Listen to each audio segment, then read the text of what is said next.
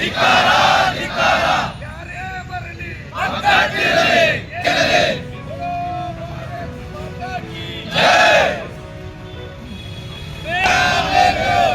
ಬೇಕೇ ಬೇಕು. ಎಲ್ಲಿವರೆಗೆ ಹೋರಾಟ? ಎಲ್ಲಿವರೆಗೆ ಹೋರಾಟ? ಸ್ಮಶಾನ ಭೂಮಿ ಮಾರುತ್ತಿರುವ ರಪಾಟಿ ಕುಟುಂಬಕ್ಕೆ, ಸ್ಮಶಾನ ಭೂಮಿ ಮಾರುತ್ತಿರುವ ರಪಾಟಿ ಕುಟುಂಬಕ್ಕೆ, ಸ್ಮಶಾನ ಭೂಮಿ ಮಾರುತ್ತಿರುವ ರಪಾಟಿ ಕುಟುಂಬಕ್ಕೆ ಏನೇ ಬರಲಿ. ಶೂಟಿಂಗ್ ನಡೀತಾ ಇದೆ ಸರ್. ಹಲಗಲಿ ಆಲ್ಮೋಸ್ಟ್ ಒಂದು 40% ಶೂಟಿಂಗ್ ಆಗಿದೆ. ಸೊ ಈಗ ಮಳೆ ಅನ್ನೋ ಕಾರಣಕ್ಕೆ ಯಾಕಂದರೆ ಎಲ್ಲವೂ ತುಂಬ ಸೆಟ್ಟು ಇದು ಎಲ್ಲದೂ ಬಹಳ ಕೆಲಸ ಇದೆ. ಸೊ ಮಳೆ ಅನ್ನೋ ಕಾರಣಕ್ಕೆ ಇವಾಗ ಅದನ್ನು ಹೋಲ್ಡ್ ಮಾಡಿದ್ವಿ. ಮತ್ತೆ ಶುರು ಮಾಡ್ತೀವಿ. ಇನ್ನೇನು ಮಳೆಗಾಲ ಎಲ್ಲ ಮುಗಿತಾ ಬಂತಲ್ಲ. 40% ಶೂಟಿಂಗ್ ಆಗಿದೆ. ತುಂಬ ಚೆನ್ನಾಗಿ ಆಗ್ತಾ ಇದೆ. Halagali and 666 operation dream theatre, ಅಣ್ಣ ಫ್ರಮ್ ಮೆಕ್ಸಿಕೋ ಶೂಟಿಂಗ್ ನಡೀತಾ ಇದೆ. ಐತಿಹಾಸಿಕ ಪಾತ್ರ ಮಾಡೋಕ್ಕೆ ಯಾವಾಗ ಖುಷಿ ಸರ್. ಆ್ಯಂಡ್ ನಮ್ಮ ಮಣ್ಣಿನ ಕಥೆಗಳಾದರೆ ಅದು ಯಾವತ್ತೂ ಭಾಳ ಚೆನ್ನಾಗಿರುತ್ತೆ. ಅಂದರೆ ಈಗ ಹಲಗಲಿ ಬೇಡ್ರು ಅಂದರೆ ಬ್ರಿಟಿಷ್ ವಿರುದ್ಧ ಫೈಟ್ ಮಾಡಿದ್ದವರು. And first war of Indian independence time ಕತೆ. ಸೊ ಜಡಗಣ್ಣ ಬಾಲಣ್ಣ ಅವ್ರ ಕಥೆಗಳನ್ನ ಹೇಳೋಕ್ಕೆ ಖುಷಿ ಅಲ್ವಾ. ಅಂದರೆ ಮುಂದಿನ ಜನ್ರೇಷನ್ಗಳಿಗೆ ಅದೆಲ್ಲ ತಲುಪಬೇಕು. ಆ ಥರದೊಂದು ಪ್ರಯತ್ನ. ಸಿನಿಮಾ ಇಂಡಸ್ಟ್ರಿ ಕಡಿಮೆ ಆಗ್ತಾ ಇದೆ.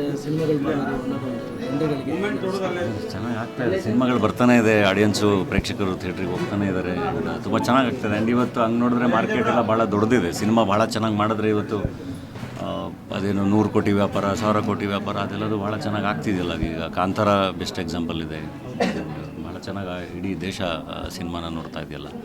ಸೊ ಸಿನಿಮಾಗಳು ಭಾಳ ಚೆನ್ನಾಗಿ ಮಾಡಿದಾಗ ಅದ್ರದ್ದು ವ್ಯಾಪ್ತಿನೂ ಅಷ್ಟೇ ದೊಡ್ಡದಾಗಿರುತ್ತೆ, ಮಾರ್ಕೆಟು ಅಷ್ಟೇ ಚೆನ್ನಾಗಿರುತ್ತೆ. ನಮ್ಮದು ಅಣ್ಣ ಫ್ರಮ್ ಮೆಕ್ಸಿಕೋ ಅಂತೇಳಿ ನಮ್ಮ ಬಡವರ ಎಸ್ಕಲ್ ಡೈರೆಕ್ಟರ್ ಜೊತೆ ಇನ್ನೇನು ಶೂಟಿಂಗ್ ಮುಗೀತಾ ಬಂತು. ಈಗ ಸದ್ಯದಲ್ಲೇ ಎಲ್ಲದೂ ಅಪ್ಡೇಟ್ ಕೊಡ್ತೀವಿ. ಆಲ್ಮೋಸ್ಟ್ ಈ ವರ್ಷ ನಂದು ಯಾವುದೂ ಸಿನಿಮಾ ರಿಲೀಸ್ ಇಲ್ಲ. ಯಾಕಂದರೆ ಮಧ್ಯ ಶೂಟ್ ಮಾಡೋಕ್ಕಾಗಿರಲಿಲ್ಲ. ಬರೀ ಒಂದು ಮದುವೆ ಇದು ಎಲ್ಲದು ಬ್ರೇಕ್ ತೊಗೊಂಡಿದೆ. ಸೊ ಈಗ ಅದ್ರ ಶೂಟಿಂಗ್ ಮುಗಿಸ್ತಾ ಇದ್ದೀವಿ. 666 ಶೂಟಿಂಗ್ ಅದೂ ಆಲ್ಮೋಸ್ಟ್ 50% ಮುಗೀತಾ ಇದೆ. ಹಲಗಲಿ ಒಂದು 40% ಆಗಿದೆ. ಖಂಡಿತ next year back to back ಒಳ್ಳೊಳ್ಳೆ ಸಿನಿಮಾಗಳ ಮೂಲಕ ಬರ್ತೀವಿ.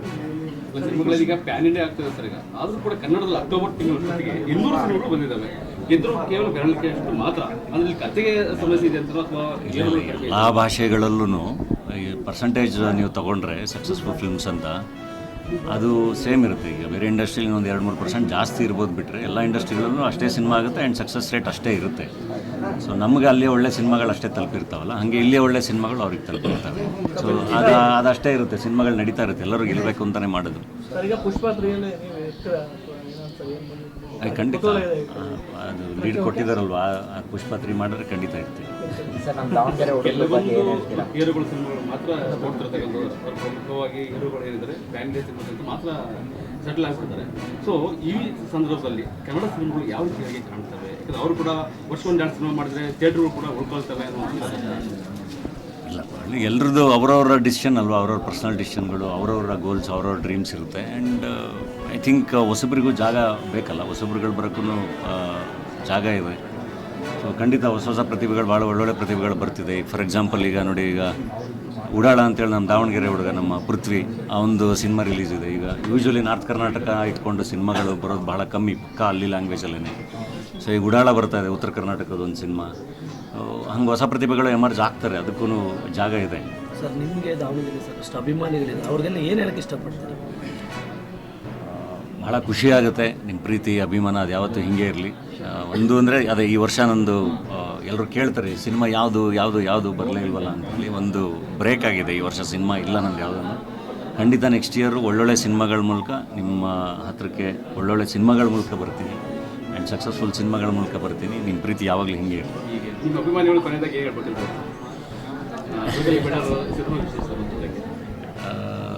ಅದೇ ಹೇಳೋದಲ್ಲ, ಒಳ್ಳೊಳ್ಳೆ ಸಿನಿಮಾಗಳ ಮೂಲಕ ಬರ್ತಾ ಇದ್ದೀನಿ. ಒಳ್ಳೊಳ್ಳೆ ನಿರ್ದೇಶಕರ ಸಿನಿಮಾ, ಬಡವರ ಎಸ್ಕಲ್ ನೋಡಿದ್ದೀರಾ, ಆ ನಿರ್ದೇಶಕರ ಜೊತೆ ಅಣ್ಣ ಫ್ರಮ್ ಮೆಕ್ಸಿಕೋ.